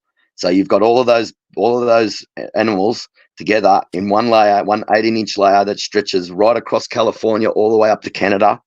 And the phosphate layer itself is 18 inches thick, and it's made out of bone itself, right? So and it just totally ravages that's why it's being buried and just buried, and Oh yeah, they're they gonna don't have to want rewrite their whole magic plastic theory again, man. Yeah. They'll have to rewrite their whole plastic magic theory again, buddy. Over and over and over. Every time they find turtles further down, you know. Yeah, I know. It's Yeah. terrible. Oh, it's an intrusional burial. But you can't intrusionally bury footprints. So let's talk about the Laetoli footprints. Oh sure. Yeah, I mean, for first things, like we gotta discuss like why these footprints are even here. I mean, 3 million years is a long time for footprints to be there. Well, they excavated them, so they weren't just out in the open while they were walking around. They didn't just run into them. You know what I mean? So they had to excavate, and they found down in this layer of what would have been supposedly, they claim, volcanic ash is what created the layer. So that's what these individuals were walking in. Am I coming through clearly, Jason? Oh, Is super this clear, man. excellent? Excellent. Yeah, I mean, so they dig down to this layer of volcanic ash, and they find that there are these very human-looking footprints. They even have a big toe. Okay, it's not off to the side. It doesn't look like a monkey foot. Okay, like they've got a big toe, and these footprints look identical to human footprints. And Mary Leakey, she even reflects that in her original literature, how she says how very human these footprints look. Uh, um, but what's also interesting is at the end of that page that I cited in the chat there, she goes on to say that they also found a mandible, or part of a mandible, and even part of uh, an, a juvenile. I forgot how she says it, but like a juvenile afarensis, supposedly, according to Oh, her. yeah, And that's what it would be. That's what she'd yeah, say. so you tell me, where's this juvenile afarensis? Because unless they're just talking about the jawbone that they found there at Laetoli, which is labeled LH4, okay, in the fossil record, the collection, we've got LH4 that was found there. So from this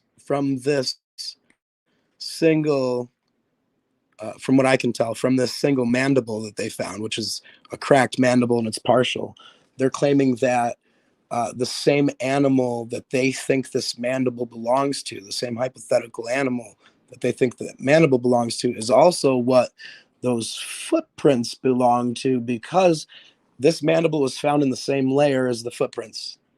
So they're kind of, again, connecting some evidence that not necessarily should be connected here. We've got a jaw being found meters away from the footprints, and then assuming that that jaw belongs to the same thing that made these footprints. So, without having any of the foot bones, mind you, at the site. Okay. Now, we've been looking at the Laetoli footprints for a while, and there's some photos in the links I dropped in the Imgur in the Imgur gallery, and you can see the footprints. There's two individuals, and they're walking so close that they appear to even be walking hand in hand, some say, because they're so close together while they walk. One of them, what we've discovered, and this is the new evidence discovered, is that the one individual appears to have what's called out towing, which is a complication that some young children have in walking. And the complication usually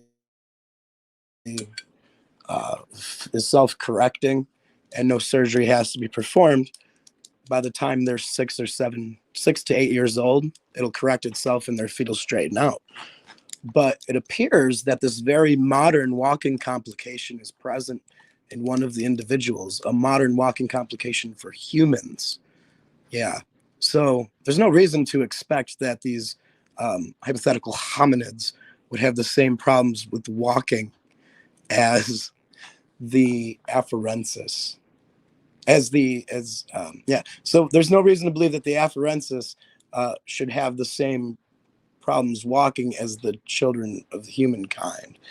Because, for one thing, they would be adult, these individuals, if they were afarensis, because they believed that they had much smaller feet. In fact, they believed that they had the feet of about the size of children's feet at the adult stage of an afarensis, and that's because of these footprints initially. So we have But the footprints look human. So you have human footprints human footprints. So you're going to assume with all human this. foot bones, with human foot bones, and they call it a monkey. Yep. It's the bones that were found, as far as the foot bones, was much later on than the Laetoli discovery. And those foot bones, I don't know if you know this, but they're not much longer than your thumb, because the foot is supposed to be from an adolescent or a very young, even a baby afarensis, I guess. Oh, okay. So they've just extrapolated. They've So just got these tiny little bones yeah, and then pieces of and bone and that's then just imagined what it was. I mean, it could be completely human for all they know. sure. Yeah, and that's I the mean, thing. Like, it's so small, but what do you Pan have a say? curve in their bone. Pan have a curve in their bone. So if they sectioned across those fossils and they had a look, then it should have a sort of a pan, sort of like curvature, sort of in the bone. And if it's human, then that's probably why they're showing Lucy with human feet, so they can get around finding these human bones. What I believe in King, Yeah. so Pan being ape. Yeah, the reason that Lucy's always been pictured with human feet is because of these Laetoli footprints. Because, as you know, that foot that was discovered was much later on. It was around the same time as Lucy's baby, or the Dakika child, or the DIK 1-1, and that fossil collection, which is basically a set of vertebrae, and it's not a full set of vertebrae, but it's actually articulated. It was found together, and it was the bottom section. And then you have a skull that was pieced together from fragments of skull. And what they did was they took a specialized frame. They made a specialized Australopithecus frame for the skull, and then they From glued their the own pieces and worldview. fragments onto it. Yeah. So it's all, you know. And then they've got the foot, which wasn't found with the skull or the vertebrae section, and that's often displayed with uh, the foot. Okay, so the foot's displayed with the skull and the vertebrae, and they call that Dakika child. So that's that, and that's the only other real afarensis find that there is, other than Lucy. There's one other, as far as the entire species, like this mythical Sasquatch like being that they think humans came from. Out of their entire species, there's only one more that's more complete than Lucy, and that's Littlefoot, or the STW 573 collection. And that one's starting to look a lot like a gorilla for the most part. And that's another example of one of these discoveries that were found apart from each other. It wasn't found articulated, it was found in different spots. And there's a lot of claims from the evolutionists that Littlefoot was found articulated all in the same area, but Littlefoot's foot wasn't even found um, by Clark or Tobias or any of the guys that were over there in Sturtevant Caves. It was found by people going through the miners. Well, maybe it was Tobias, but anyway, it was found in mining debris, and one of the paleontologists actually dug through the mining debris and put it into a box. So a lot of basically, they said some bovine and other fauna, but human-looking remains is what they were looking for. And they collected, put in the museum, in a box in the museum. Later on, Clark is going through this box of remains that was pulled out of mining debris from the mining that went on at the Sturtevant Caves before the paleoanthropology. And he found Littlefoot's foot, which was basically 5 bones, I believe, that he found in this box. And he pieced them together and he made Littlefoot's foot. And he decided that this must be the foot that belongs with his discovery in the cave in the flowstone deposit, which is known as STW 573 or Littlefoot. So it's not a case where these things are all found together. As far as what was connected with the skull of Littlefoot, none of it was. It was all found in the same area as far as like the skull and the trunk body with the ribs and the spine, the vertebrae. But the legs themselves were found like a meter below that flowstone deposit on a shelf, in the cave system. And I mean, it was in a flowstone layer, but it was several feet below the rest of the skeleton. So you don't have. It's not a case where this this collection of fossils was found together, and where you might expect like a skeleton that would be buried to be found on one general area, but instead pieces of it were found, like I said, in a box in the museum, and then also found in the cave system and around the cave. It's pretty questionable. But beyond that, it is questionable because beyond that, you have the argument of the evolutionists because they can't decide what to classify Littlefoot as. And I mean, there's a good reason for that because the discovery is really badly mangled and compressed and pretty deteriorated because of the fossilization process and the flowing of water that was coming through the cave. And I guess they said that it eroded basically the entire pelvis. So how complete is Littlefoot compared to Lucy? Well, we've got a lot of the ribs, we got a lot of the spine, you have the skull that's complete. That's a huge thing. That's a huge plus because you have a complete skull, but it's also crushed and mangled and deformed by fossilization. So like taking measurements from it's pretty futile. It can't really use them as evidence because none of the measurements should be right because the bones are so badly mangled. But still they go and they take measurements and use them to make arguments that it's between whatever and transitional in some way. And it's really disingenuous researching this in this method. It's outright lying, as far as I'm concerned. It is lying. But you can't come right out and like accuse people of scandal. I mean, you can. Yeah, I always like to say, maybe they misidentified Lucy. Like maybe they genuinely made a mistake, but it's hard to believe. So. Yeah, man, those feet, those footprints and that,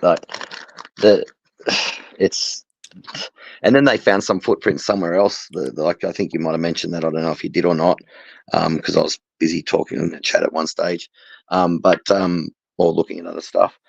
But they found footprints in another place as well, like even in an older layer or the same age layer or something, and somewhere like hundreds of kilometers or 1,000 kilometers away. Did you mention that?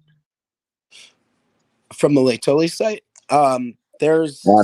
There's another site. There's another site that's about like that. So this one that we're discussing is Site G, and you have Site A through O, I believe, at the Lake Tully site. So yeah, there's other footprint pathways, definitely, and I know that there's other supposedly hominid ones, but then there's this one site that was claimed to be hominid, and it ended up being bear prints.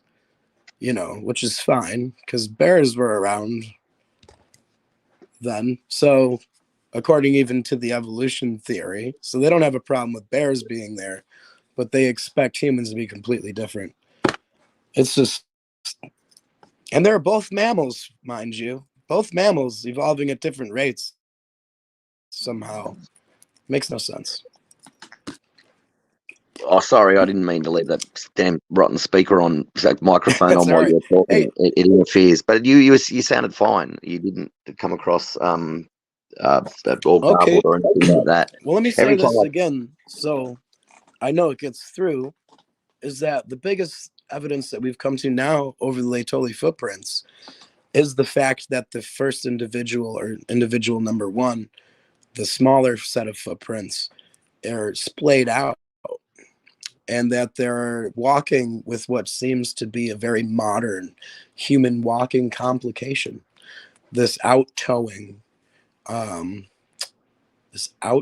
complication, and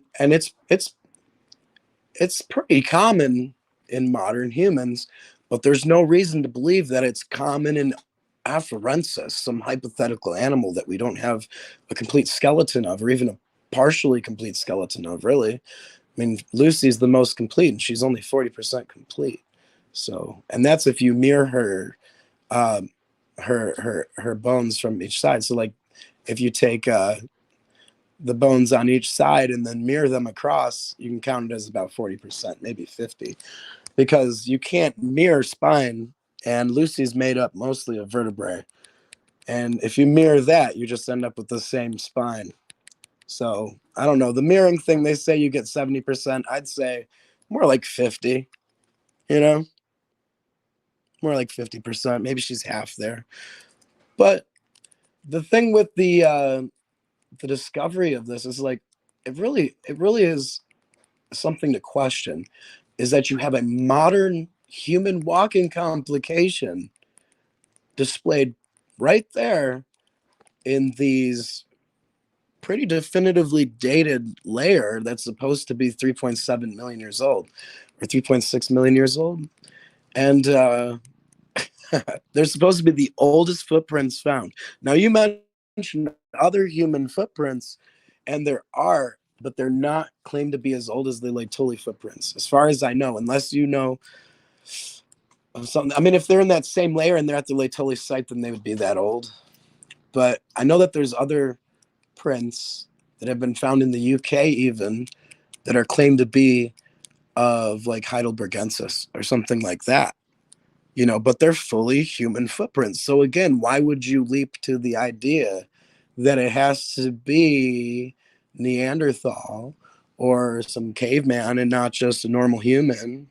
I mean, it's I've got a new. Did you see that new article on? I'll get it. I all hope right. it comes from my other phone. It's a Yeah, new it's article on like, Neanderthal.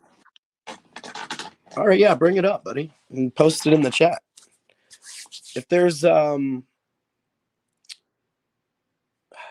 anything, like, as far as the Laetoli, I have a really good map.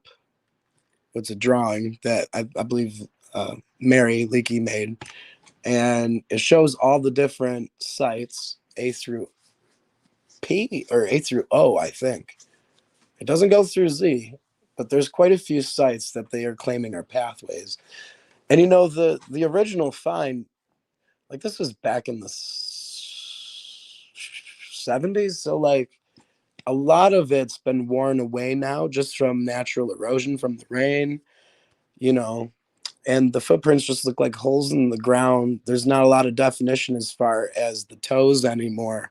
But in that Laetoli gallery up above in the chat, you'll see that there's a casting of the original footprints when they were found in the 70s. And the casting has the big toe, and it's got every toe is represented in this casting. It's really amazing. And it's just like a human foot, but you'll realize what kind of human foot it is, and then you'll kind of be like, wow, those are children's footprints, okay, that they have out there in Laetoli. And apparently it was two kids walking hand in hand after a volcano erupted, because there was volcanic ash everywhere. That's what they were walking from. And maybe they just left some, and this is all hypothetical, but maybe they just left some sort of hiding place where they survived this volcanic eruption and this mass dropping of ash all around them, and they kind of just walked out of it together, and imagine, like, the little boy or little girl, they had their smaller brother or sister that they were taking care of, they had this walking complication. You know, they didn't walk like the rest of their herd or their group at the time. And she was like looking after her poor, you know, younger sibling, or he. And they've really taken this scene and made something obvious into something it's definitely not. So to go ahead, we might want to hit up these evolutionists on the Laetoli footprints soon, because finding that there's a modern human walking complication present in one of the individuals at this site is a huge discovery. And it really unveils the mystery of Laetoli, knowing the foot size of these individuals and why the one might have been walking with its feet splayed out like that. So, but did you find the link for that there, Jason? Yeah, it's just giving me trouble copying it. Typical. All right. And I'm going to post it. Well, I'll tell you, the browser on my end is really slow at this point because I'm running the StreamYard in the other deal right now too, the other app. So. There it is. There it is in the. All right.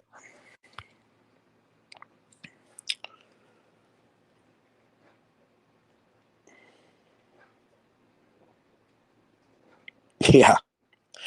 Shocker. Hey, I'll tell you what. I asked Creationist Crybaby the other day because they were on, you know, Ken's channel talking about likeness between humans and apes. And they were like, oh, humans are 99% ape. Genetically, it's proven. It's a proven fact. It's like, wow, if you believe that, you know, apes are 99% human in total DNA likeness, then how alike do you think Neanderthal are? And it's like the thought had never crossed their mind. You know, like they got to be different than us too, right? So, but here you have a thing. Like I don't.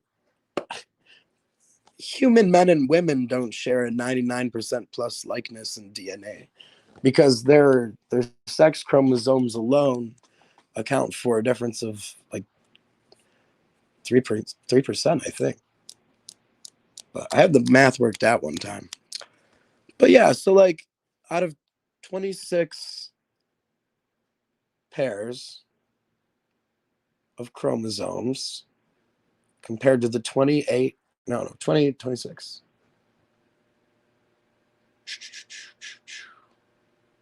Yeah, it's definitely not 26. It's 23, and then it's 24. So you have 23 pairs in the human genome of 20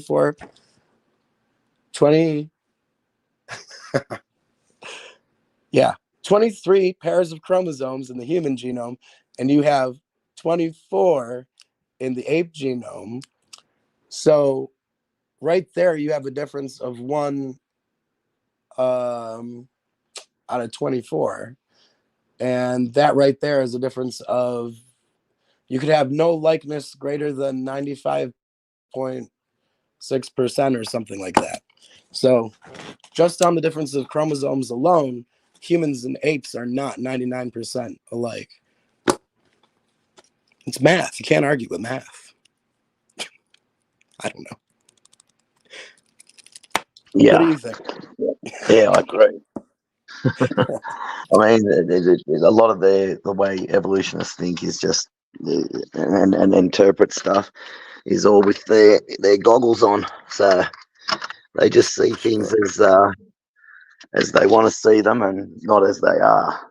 So and we have to. I think Nathaniel Jensen was told by his father that you have to get used to reading twice as much as everybody else, because not only do you have to study the evolution side, but you have to read the creation side as well. So whereas the evolutionists just had to study one side at university, he had to read twice as much as everybody else. So I mean, that just makes you a lot smarter, a lot more knowledgeable, and it's just like every time he's ever had a debate, he's just absolutely crushed them, and they just don't know what they're talking about. They're completely like talking gibberish, and he's just like got it all over them. So and that's why. And we're a bit the same. I mean, our creation science organisations tend to teach us both sides, and they post links and of the evolution side, and we only use the evolutionist things. Hey, get away from there. Sorry, I'm talking to my dog because it could be snakes. If tiger snake sees he gets bitten, mate, he's dead. No doubt. 100%. Yeah, they're real deadly. Really, really deadly. Like they make your tiger snake look like a walk in the park. I'd make your rattlesnake look like a walk in the park. They're super deadly. Yeah. Anyway, I forgot what I was talking about, but typical for me. I'm tired, so I'm always tired lately because I have to get up a lot because I've got old dogs, so I have to get up like constantly and get them out a lot. Because as you get older, you need to go to the toilet more. So. All right. Well, I mean, if you want to walk your dogs and stuff, I mean, we could. No. I'm fine. I'm just standing here, looking out over the view from my veranda, and talking. I can show you actually. I can show you the view. So we covered. I mean, we covered the footprints there. I mean, now the prints you were talking about, as far as the dinosaur and the human footprints, those were located in the States, or are those over in the UK, or?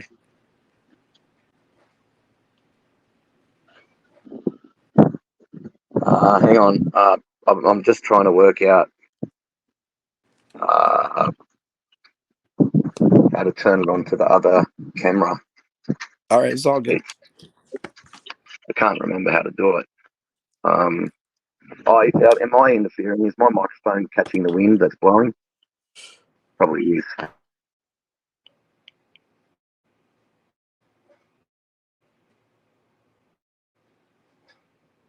Well, I see your camera's on, so be aware.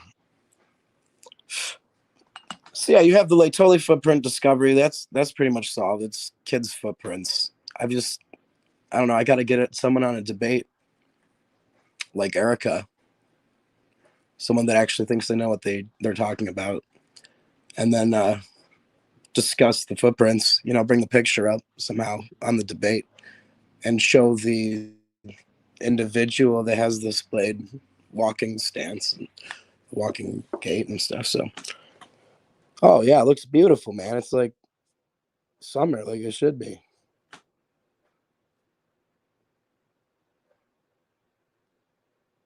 Great stuff. Yeah, you're good.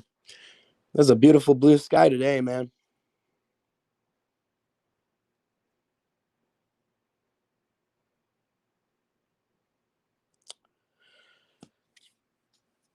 Here in Western New York, we just had a ton of some windstorms. They definitely knocked out a bunch of the electric lines. So everybody in upstate New York's got power outage today. Ours came back on about 5 hours ago. But yeah, I think I lost Jason. And if he comes back, that's great. And we'll keep going. But if he doesn't, I'm going to quickly cover the Littlefoot conglomeration. We've discovered some interesting things. There's good reason to believe that it's not an Australopithecus and that it's actually a gorilla, a juvenile gorilla, because I've come to find that the skull, as far as the face, is shaped much like a gorilla's face, and that the skull itself has sutures, and you can see where the sutures are, which are the lines of the skull where the skull fuses together of the whatever the animal is here. But I'm saying it's probably a gorilla because looking at the sutures of the skull, they seem to match up perfectly with a juvenile gorilla, which has different style sutures than a chimpanzee or an orangutan or any other of the primates, as they call them nowadays. So to me, I look at the Littlefoot conglomeration and I say, Wow, Littlefoot's foot wasn't found with Littlefoot. Go figure. It was found in a box in a museum. Oh, and Littlefoot looks a lot like a gorilla, and all the literature coming out surrounding Littlefoot says it looks a lot like a gorilla. Even the information about the gait of the arms. So we have, I forgot the exact name for it, but I can find the article, and it says in the article itself that it has the same shoulder blades as a gorilla, and it's just like, wow, maybe it's a gorilla. And the thing with the Littlefoot discovery, like I said, it has no pelvis. That's one beautiful thing about the Lucy conglomeration, is because you have that pelvis there to look at, and you can actually tell a lot of things from the pelvis, like if an animal was bipedal or not, if it was human, which, Lucy's pelvis was, at least looking pretty human. It's got the same amount. Anyway, so back to Littlefoot. So you have the same sutures on the skull as a juvenile gorilla.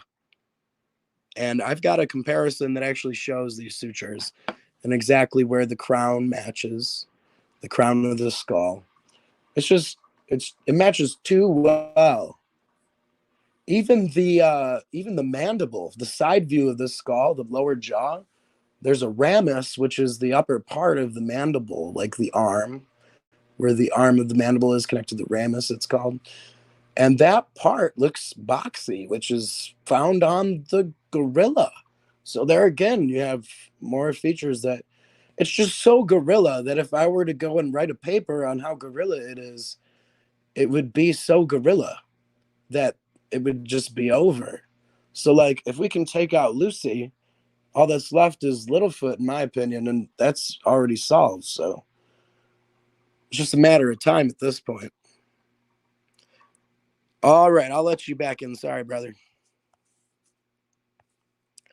No, that's all right. I don't care. I was just listening, and I would have been listening anyway. I didn't see your text until your comment till then. So, but Yeah, I know. yeah. When you're on a phone, it's So, hard. It's not easy. It's not. And I wish, and I imagine that if I was on a PC, I'd be able to project something here for our audience to watch. Oh, easily. Easily. Yeah, I've used it on PC, and it's easy to do on PC. Well, I'll tell you what. We actually gave them physical links to the information, so we've gone a step above, I think, personally. And yeah, so now they can take it home with them and show their friends if they want to. So, but it is getting to be 1:53, Jason. So I'm gonna have to hit the hay, brother. Yeah. All right. All right. Well. Okay. Well, maybe in a month or so. I mean, you can pick up laptops pretty cheap. Like, you don't need an expensive one, and just a cheap one, a real cheapie, and you got all the features. You know what I mean? You just download it. You just get a maybe I'll help you get an antivirus or something to protect you, and because you've got a shit if you get a crappy laptop like an old one, and then you'll be all sweet, and then you can just go live and you can have all the features and everything. I've got a really old outdated laptop, and I can go live on that on StreamYards, and it works really well, and you got all the features. Yeah. You don't need anything spectacular. So sure. Yeah, we'll try something else. I mean, I think we should do this again though, even if we're just chatting like this. Maybe in a week or so. Yeah, sure. You're into that? All right. Well, with that, I don't know if you have anything else to say. We'll close it up. That's it. Okay. All right. I'll get a hold of you on Discord, my friend. Okay. All right. Speak to you there. See ya. Bye. All right. Stay strong and God bless, brother. Yeah. God bless everybody. See ya. Bye.